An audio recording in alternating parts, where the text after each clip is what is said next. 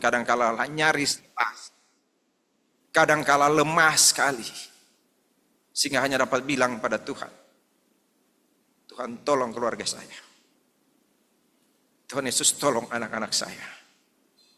Sekarang mereka akan sekolah, saya tidak punya apa-apa Tuhan, saya tidak punya apa-apa, tolong anak saya. Ketika dia ada dalam kandungan, bahkan ketika dia lahir, saya sudah serahkan dia kepada Tuhan. Tinggal beberapa saat lagi dia harus melanjutkan sekolahnya. Saya tidak punya apa-apa Tuhan, tapi tolong dia. Terima kasih untuk doa-doa seperti itu. Ibu-ibu berdoa di rumah ketika suamimu pergi ke lokasi berbulan-bulan, berminggu-minggu. Terima kasih ibu-ibu yang berdoa, Tuhan jaga dia. Jaga dia karena dia adalah milikmu. Jaga ketika dia sedang bekerja. Ada banyak sekali masalah dalam pekerjaannya, tapi Tuhan Yesus jaga dia. Terima kasih untuk bapak-bapak yang berdoa buat istrinya, bahkan istrinya sedang bekerja.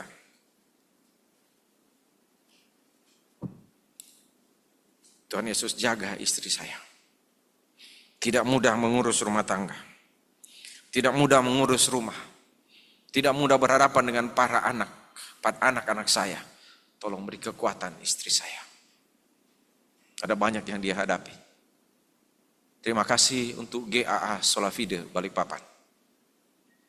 Terima kasih untuk keluarga-keluarga di GAA Solafide Balikpapan.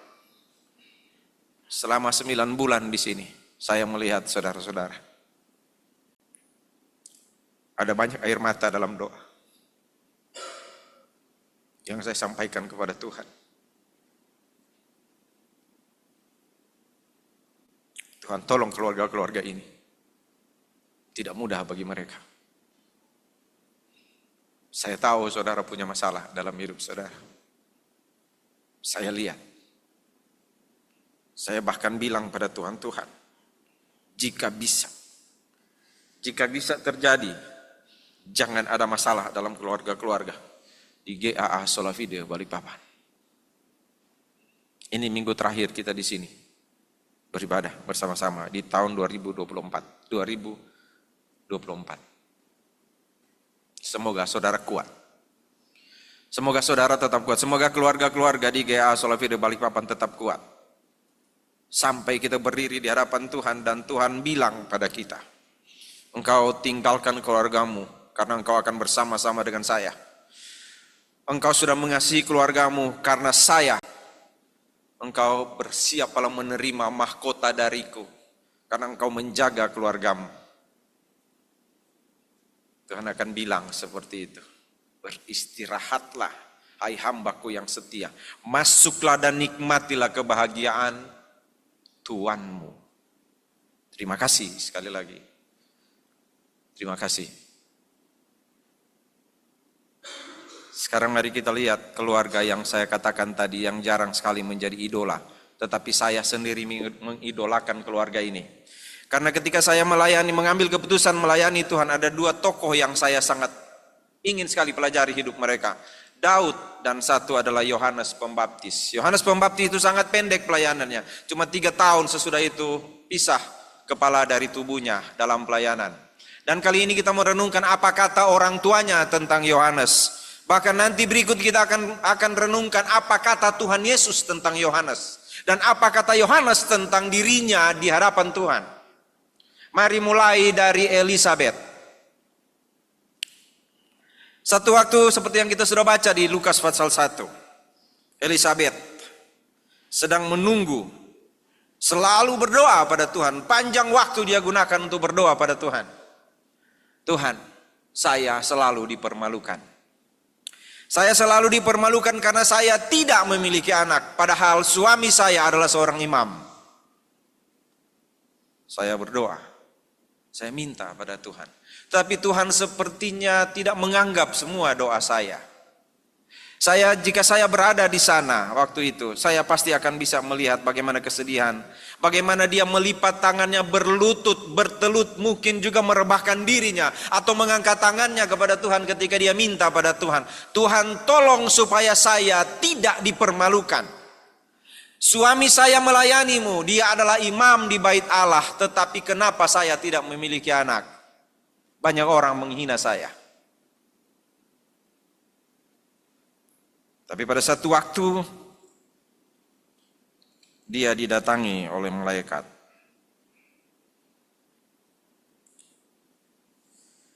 Sebenarnya disampaikan kepada suaminya. Nanti saudara baca di Lukas pasal 1 ya. Dia berkata, pada akhirnya dia berkata kepada Tuhan, bahkan kepada orang-orang di sekitar dia di pasal 1 ayat 24. Beberapa lama kemudian Elisabet istrinya mengandung dan selama 5 bulan ia tidak menampakkan diri. 5 bulan dia mengurung diri Elisabet. Karena dia tahu sekarang dia mengandung di hari tuanya. Padahal pernah ada nenek moyang mereka di hari tua mengandung. Namanya Sarah. Tetapi kali ini terlalu jauh jarak antara Sarah dan Elisabet. Dan Elisabet merasa ada sesuatu yang berubah dalam tubuhnya. Sudah lama sekali dia berdoa.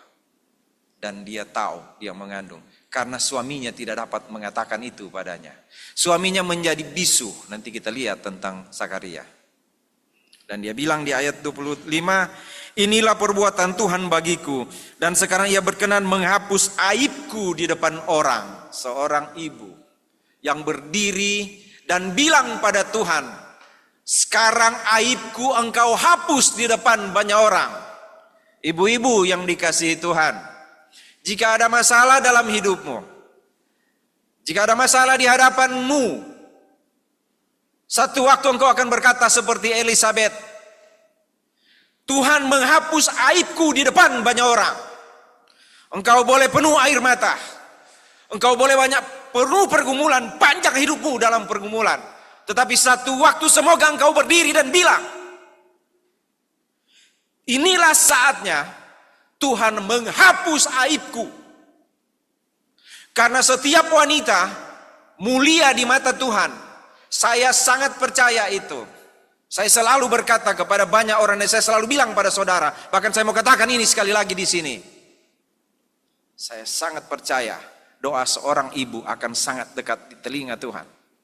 Saya adalah buktinya. Bagaimana kehidupan saya yang rusak, tapi mama saya tetap berdoa bagi saya.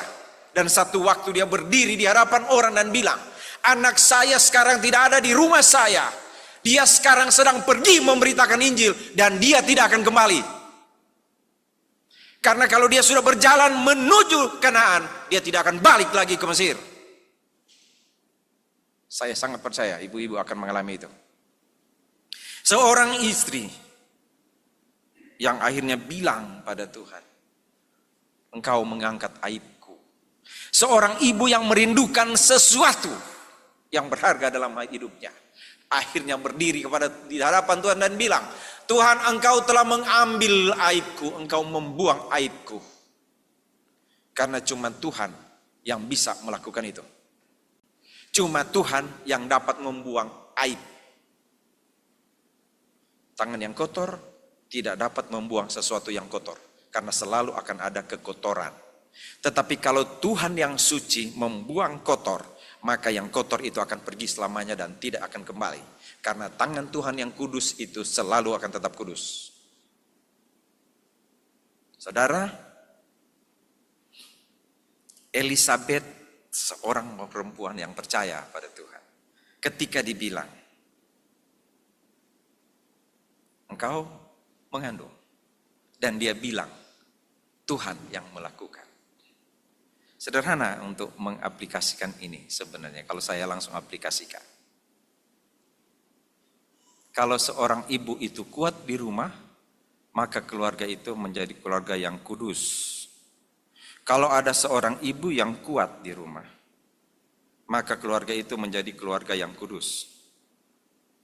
Karena kalau tidak kudus hidupnya seorang ibu itu, maka seperti yang dikatakan oleh Amsal. Ibu-ibu nanti cari ya di Amsal ya. Ayatnya begini, lebih baik tinggal di suatu rumah daripada tinggal serumah dengan istri yang cerewet. Pernah baca? Pernah kan?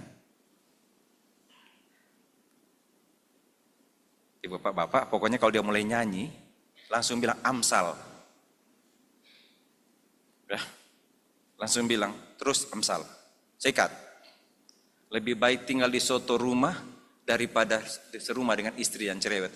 Itu kalau suatu rumah dari apa itu? Yang dari genteng, enak, suaranya nggak terlalu kenceng. Tapi kalau seng, aduh. Itu belum sampai tuh hujan bunyinya udah duluan. Ya, suami baru mau datang masuk rumah dia sudah mulai. Nah, kenapa kamu tadi tutup HP? Nah, itu baru mulai. Dia mulai dengan itu. Kenapa WA tidak dibaca? Itu yang kedua. Lalu panjang. Seperti itu. Tapi kalau istri itu pas suaminya datang dari lagi capek kerja, lalu pulang lalu dia berdiri, "Papa sayang." Aduh.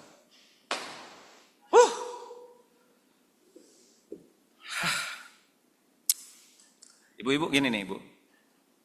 Ibu pernah bilang nggak ke papa gini? "Papa sayang." Pernah nggak? Jarang ya.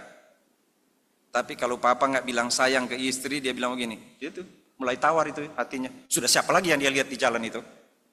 Nggak pernah bilang ini, "Mama sayang." Nah, itu dia pasti udah lihat apa itu? Belum terjadi, pikirannya udah jauh banget tuh negatif. Tuh kan lihat tuh. Pantasan itu HP. Baru dia pura-pura. Mandi kamu yang lama mandi di kamar mandi, baru dia cari HP suaminya. Dia mulai buka. Nah. Begitu? Enggak. Ya, solafi di balik papan ibu-ibunya nggak begitu kok. Pas dia datang, suaminya datang lalu dia sambut sambil, "Pak, teh atau kopi?" Aduh. Bayangkan waktu suaminya datang baru masuk turun dari mobil dia langsung gini, sarangeo. Damai banget itu, Pak. Benar. Jangan ini begini, jangan begini. Bukannya begini. Baru datang, "Kamu tahu itu." Kamu tahu nggak yang 14 tahun lalu sama kamu bikin hari ini, padahal 14 tahun lalu. Tapi nanti tanggal 31 ini ada resolusi, dia akan bilang, "Saya akan melupakan apa yang di belakang." Itu tanggal 31 malam Desember. Pas 5 Desember dia bilang, "Nah, kamu ingat yang tahun 2003 itu?" Nggak damai hidup itu kalau ibu kayak gitu. Ibu Elizabeth dong. Ada Ibu Elizabeth di sini?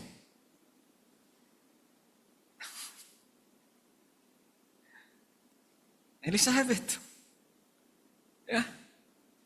Dia setia dengan suaminya. Mungkin suaminya juga satu waktu dia mau datang di Bait Allah sambil jalan sambil ngurung gitu. Aduh, gimana ya?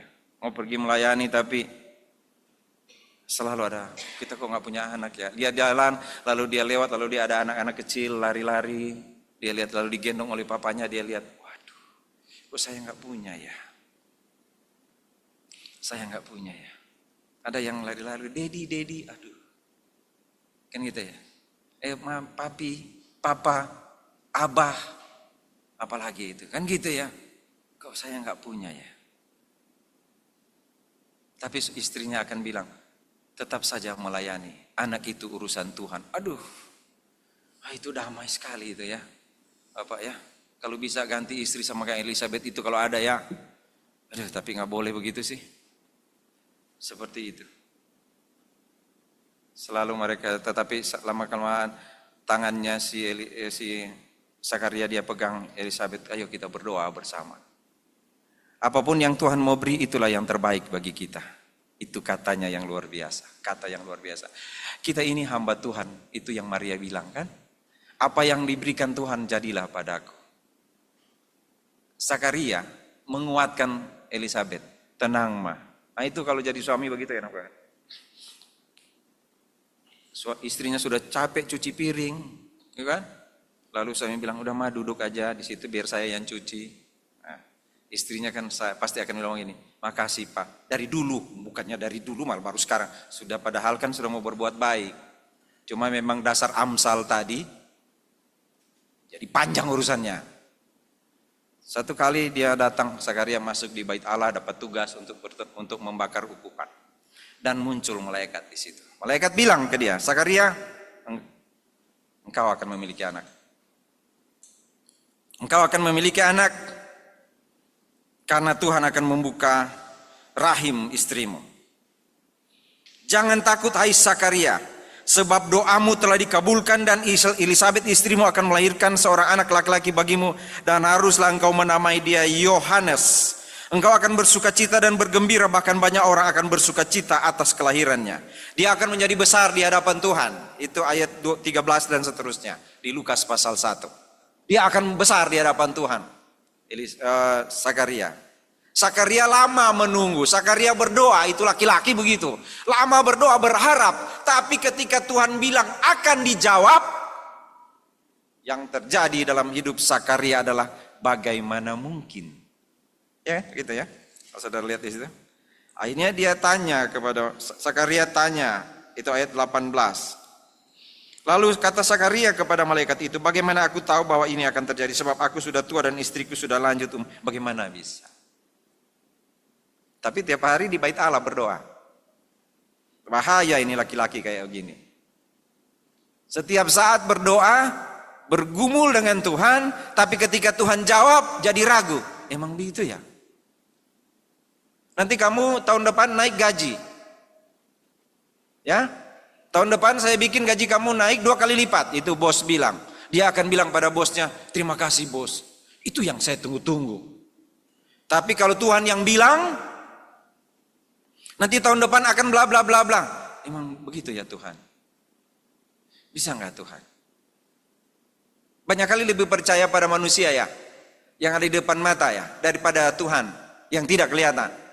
Sakaria menjadi orang yang tadi Elisabet percaya, Sakaria menjadi tidak percaya. Bukan tidak percaya pada Tuhan, tidak percaya pada waktu yang dekat itu, pada janji Tuhan itu. Oh, bisa ya ternyata ya. Itu kata itu juga kadangkala adalah ungkapan ketidakpercayaan. Oh bisa ya begitu ya Tuhan, bisa ya begitu Gabriel ya. Tapi saya sudah tua, memang bisa. Memang bisa ya seperti itu ya. Saudara tahu apa yang terjadi setelah itu?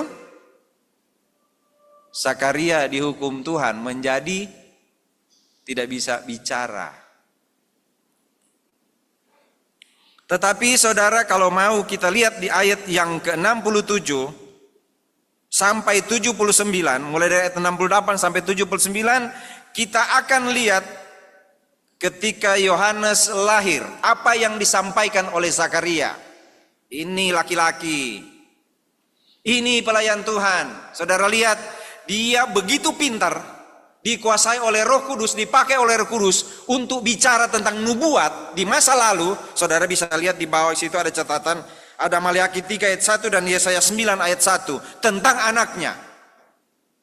Apa yang dia katakan? Dia bilang di hadapan orang-orang, dia berkata sambil bernubuat, terpujilah Tuhan Allah Israel, sebab dia melawat umatnya dan membawa kelepasan baginya. Itu di ayat 69 itu cuplikan atau kutipan dari Maleakhi 3 ayat 1. Sekarang sebagai hamba Tuhan, sebagai imam, dia menyampaikan kepada orang-orang, ini kebenaran. Pada masa lalu sudah dikatakan bahwa Tuhan akan melawat umatnya. Begitu juga di ayat yang ke-79 ketika dia bilang ada terang dari gelap. Itu dari Yesaya 9 ayat 1. Sebenarnya satu yang membuktikan di sini adalah ada saat orang yang melayani Tuhan seperti Sakaria, tetapi ada saat juga sedikit goncang. Itu juga pernah dialami oleh Yohanes Pembaptis ketika dia bilang kepada murid-muridnya, engkau pergi kepada Yesus dan tanya, engkaukah yang kami tunggu atau orang lain? Saudara lihat, dia menjelaskan firman Tuhan. Lalu dia bilang begini, ini di sini dari ayat yang ke-68, sampai 75 dia bicara tentang orang Israel. Jadi karena anaknya lahir, anaknya itu bukan hanya untuk saya. Yohanes itu lahir bukan hanya untuk Elisabet dan Zakaria, tetapi untuk Israel. Dia sangat tahu kalau Tuhan berkati dirinya, itu bukan untuk dia. Itu laki-laki sejati. Kalau saya punya sesuatu dari Tuhan, itu pasti bukan untuk saya, karena pasti untuk banyak orang. Dia bilang akan terjadi keselamatan dalam keturunan Daud. Tuhan akan melepaskan kita dari musuh-musuh kita. Dia akan menunjukkan rahmatnya kepada nenek moyang kita. Perjanjiannya yang kudus yang disampaikan kepada Abraham, bapa leluhur, dan seterusnya dan seterusnya. Akan berlaku kuasa Tuhan bagi Israel. Lalu tentang anaknya dia bilang apa? Ayat yang ke-76, Lukas pasal 1. Tentang anaknya dia bilang, dan engkau hai anakku, akan disebut Nabi Allah yang maha tinggi, karena engkau akan berjalan mendahului Tuhan untuk mempersiapkan jalan baginya, untuk memberikan kepada umatnya pengertian akan keselamatan yang berdasarkan pengampunan dosa-dosa mereka, oleh rahmat dan belas kasihan dari Allah kita, dan dengan mana ia akan melawat kita, supaya surya pagi dari tempat yang tinggi menyinari mereka yang diam dalam kegelapan. Hai engkau anakku, dia bilang pada Yohanes sebagai seorang hamba Tuhan. Dia bilang pada Yohanes, anakku, engkau adalah pembuka jalan. Engkau akan berjalan di hadapan Tuhan sebagai pembuka jalan. Engkau akan berjalan. Dia tidak bilang begini, "Hei Yohanes, jaga kehidupan keluargamu, jaga nama baik papamu, jaga nama baik mama, karena kami berdoa panjang untukmu." Dan sekarang Tuhan jawab, sekarang jaga nama baik mama dan papa. Tidak. Zakaria tidak bilang itu. Zakaria bilang engkau akan berjalan di depan Tuhan. Engkau bukan untuk saya, karena Tuhan yang memberikan engkau pada kami, kepada saya dan kepada ibumu. Tetapi engkau bukan untuk kami. Kami minta pada Tuhan supaya kami memiliki keturunan. Dan ketika Tuhan menjawab, engkau bukan untuk kami. Sebenarnya itu juga maksud Tuhan untuk anak-anak kita.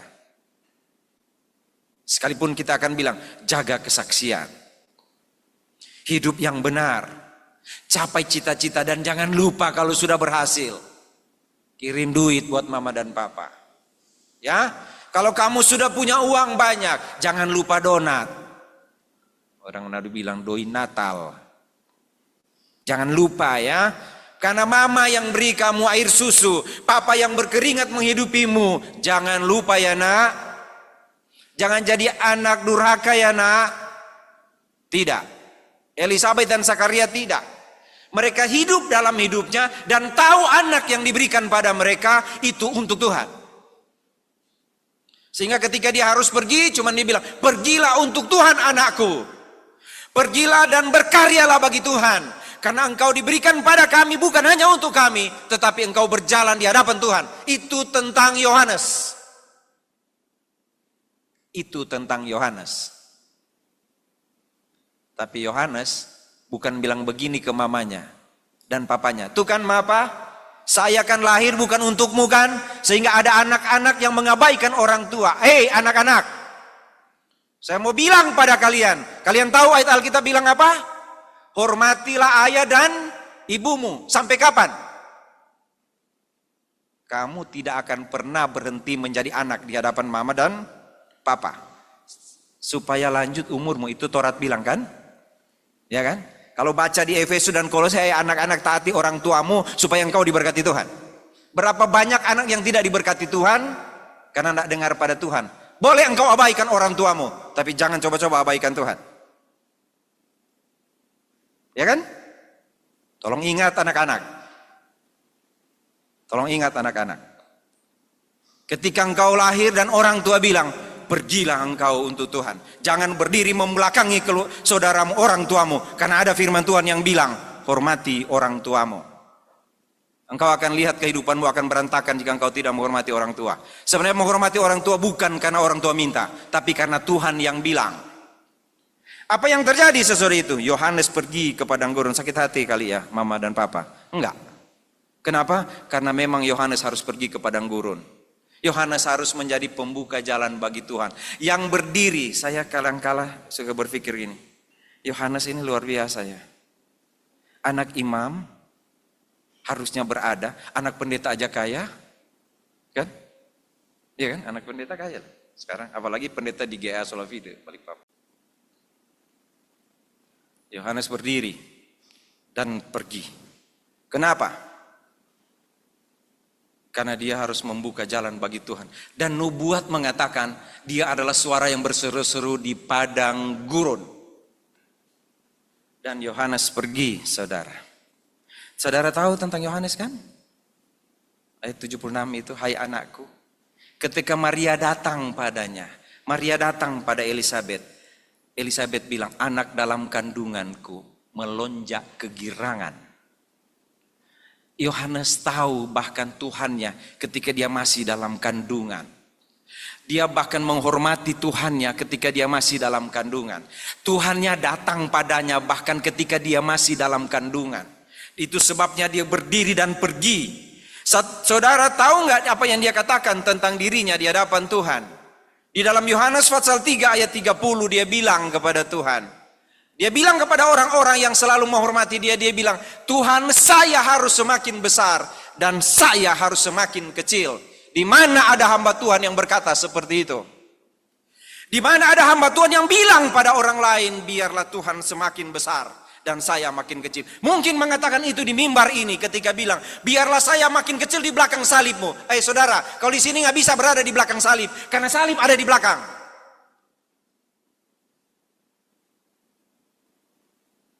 Banyak kali hamba Tuhan seperti itu. Tapi Yohanes berdiri dan bilang, biarlah dia makin besar, aku makin kecil. Itu Yohanes pasal 3 ayat 30. Dia sendiri yang bilang.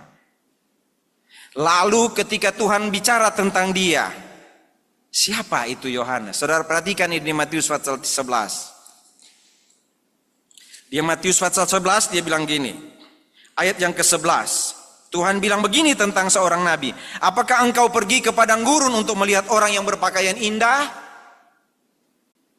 Karena tidak ada hamba Tuhan yang lebih besar dari Yohanes Pembaptis. Tidak ada.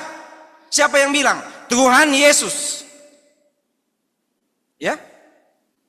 Nggak ada. Sehingga kami tidak akan bisa berdiri dan bilang, saya nggak mau berteman dengan kamu. Kamu hamba Tuhan miskin kan? Saya teman saya yang seperti ini. Kamu enggak. Kamu juga tidak terlalu pintar teologi. Kamu cuma saya yang pintar. Enggak ada hamba Tuhan yang akan bilang seperti itu. Karena tidak ada yang lebih besar dari Yohanes. Dan saudara mau baca ayat berikut. Bagian berikut ayatnya begini bunyinya. Tidak pernah tampil seorang yang lebih besar daripada Yohanes Pembaptis. Namun yang terkecil dalam kerajaan sorga lebih besar daripadanya. Ini mau bagaimana ini coba? Di dunia tidak ada yang lebih besar dari Yohanes. Tapi yang paling kecil di sorga itu lebih besar dari Yohanes. Nah jadi Yohanes di mana posisinya? Hah? Seperti apa? Sangat sulit. Makanya saya bilang, kalau kita lihat Yohanes jadi susah ini hidup. Tapi satu keluarga ini, karena saya mau bicara keluarga, nanti yang tadi ngomong tadi, kalau perlu saya hapus dari renungan yang saya kirim, saya hapus tuh yang baru bilang tadi itu. Cuma saya mau potong ini. Saya mau edit, saya mau bilang begini. Tetapi ternyata ada satu keluarga yang seisi rumah itu melayani Tuhan. Dan sungguh-sungguh percaya pada Tuhan. Mulai mereka berdoa minta sesuatu dari Tuhan. Sampai Tuhan jawab doa mereka, ada saat tidak percaya. Dan sampai jalan hidup mereka, mereka tetap setia pada Tuhan. Bagaimana sakitnya Elisabet dan Zakaria ketika anaknya pergi ke padang gurun. Tetapi betapa sukacitanya Maria ketika Tuhan Yesus datang. Bertemu dengan Yohanes, kalau dia lihat itu. Iya kan? Betapa sukacitanya Maria. Wow. Betapa sukacitanya Elisabet dan Zakaria ketika anaknya bertemu dengan Tuhan Yesus. Mereka akan berdiri dan bilang, anak kami ketemu dengan Tuhannya. Betapa sukacita ketika Elisabet bilang pada Zakaria, Zakaria, dia sudah bertemu dengan Tuhannya. Sekarang dia sudah bicara dengan Tuhannya. Betapa sukacitanya kalau mereka lihat itu ketika dia membaptis Tuhan Yesus. Dan ada suara dari langit bilang padanya, inilah anak yang kukasihi, kepadanya lah aku berkenan. Ini keluarga ini luar biasa, saudara ya. Ada masalah, tapi tetap bergantung pada Tuhan. Satu keluarga untuk Tuhan. Dari awal tadi saya bilang, saya senang sekali hari ini. Karena ketika ada renungan firman Tuhan, saya tidak tahu ada waktu seperti ini. Ketika lihat ada keluarga-keluarga melayani bersama-sama di sini, melakukan ini, dan saudara-saudara juga melakukan seperti itu. Semoga kita seperti Elisabeth dan Sakaria ya. Ketika melihat orang yang kita kasih anak kita pergi untuk Tuhan. Untuk Tuhan. Cuma menjadi pembuka jalan. Dan sekalipun dia menderita, ujungnya kepalanya terpisah dari tubuhnya. Tetapi dia sudah melakukan tugasnya bagi Tuhan. Dan itu cukup bagi Elisabeth dan Sakaria. Semoga kita punya anak-anak seperti itu ya. Semoga kita punya anak-anak yang menghormati Tuhan ya. Semoga kita akan bangga kalau anak-anak kita melayani Tuhan. Atau semoga kita menjadi orang-orang yang mendorong mereka untuk tetap melayani Tuhan. Seperti Sakaria dan Elisabeth. Semoga sekalipun dibilang, aku akan makin kecil dan dia makin besar. Sekalipun akan dibilang gak ada yang akan lebih besar dari yang ini. Kamu tuh gak ada apa-apanya. Kamu melayani Tuhannya cuma di situ. Kamu melayani Tuhannya cuma di berau. Kamu melayani cuma di situ. Apa itu? Di sana dong melayani Tuhan. Di kota besar dong. Supaya orang hormat kamu. Punya teman-teman dari kalangan PGLII. Apa itu? Wah lihat itu. Kamu siapa temannya? Tukang ojek. Jangan-jangan dia berdiri di hadapan Tuhan. Dan Tuhan bilang masuklah hai hambaku. Lalu ketika kita mau masuk Tuhan bilang tunggu. Waktu itu kamu ingat kamu ngomong apa? Nggak akan begitu kali ya. Dan memang nggak akan begitu kan. Ketika kita masuk dengan sukacita, lalu saya masuk ke surga, sampai di surga lalu diajak jalan sama malaikat, nggak ada di Alkitab ini, cuma ini ilustrasi. Jalan sama malaikat, lalu malaikat mulai bilang itu ada rumah-rumah dari emas. Wah, kalau rumah dari emas itu saya, rumah-rumah bagus sekali, wah bagus sekali itu rumah-rumah itu. Lalu ditanya itu buat siapa? Oh, itu buat Kak Yesi. Oh, itu buat Rio. Oh. Itu buat Ria, oh seperti itu ya. Itu rumah buat itu, lalu saya jalan. Sampai di satu tempat, ini ada rumah buat Septinus. Oh ini Septinus, 2 tingkat AC 17 sampai menghadap keluar tuh AC. Kemana? Luar biasa ini. Septinus punya, geser dikit warna kuning ini punya siapa? Ah ini Johnny Erpan ini. Waduh, saya langsung mereka aja di berau sama Rinda begitu, apalagi Solavide Balikpapan. Sampai di ujung rumah kayu reot dari Katu kalau orang Manado bilang itu. Ini siapa? Ah ini ente sini. Emang you kira kamu mau dapat seperti mereka? Nggak dapat. Kamu kan sudah bahagia di sana. Di apa namanya? Di Solavide. Baru mau taruh kaki, hati-hati Pak Sony, hati-hati. Jadi sudah nggak dapat di sini. Nah dapat kaki itu reot itu. Karena yang terkecil di surga lebih besar. Ah itu mereka berdua lebih besar daripada Yohanes Pembaptis loh. Alkitab bilang gitu. Gimana? Tapi ada loh keluarga-keluarga yang kuat. Ya. Ada loh keluarga-keluarga yang sama-sama melayani Tuhan. Jadilah keluarga Kristen seperti Sakaria dan Elisabeth. Dan yang melayani Tuhan jangan dipikir pernah akan lebih besar dari Yohanes. Tidak akan. Tetapi ada keluarga-keluarga yang mempersembahkan anaknya pada Tuhan untuk melayani Tuhan.